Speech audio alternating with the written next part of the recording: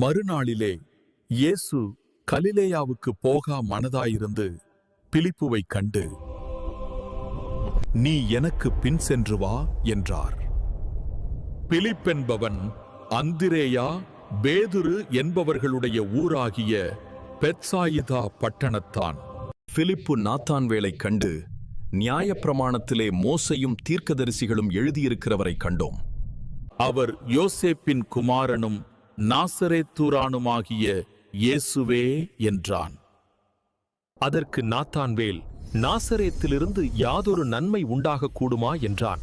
அதற்கு பிலிப்பு, வந்து பார் என்றான். இயேசு நாத்தான்வேலை தம்மிடத்தில் வரக்கண்டு அவனை குறித்து, இதோ கபடற்ற உத்தம இஸ்ரவேலன் என்றார். அதற்கு நாத்தான்வேல், நீர் என்னை எப்படி அறிவீர் என்றான். இயேசு அவனை நோக்கி, பிலிப்பு உன்னை அழைக்கிறதற்கு முன்னே நீ அத்திமரத்தின் கீழிருக்கும் போது உன்னை கண்டேன் என்றார். அதற்கு நாத்தான்வேல், ரபி, நீர் தேவனுடைய குமாரன், நீர் இஸ்ரவேலின் ராஜா என்றான். இயேசு அவனுக்கு பிரதியுத்தரமாக, அத்திமரத்தின் கீழே உன்னை கண்டேன் என்று நான் உனக்குச் சொன்னதினாலேயா விசுவாசிக்கிறாய்? இதிலும் பெரிதானவைகளை காண்பாய் என்றார்.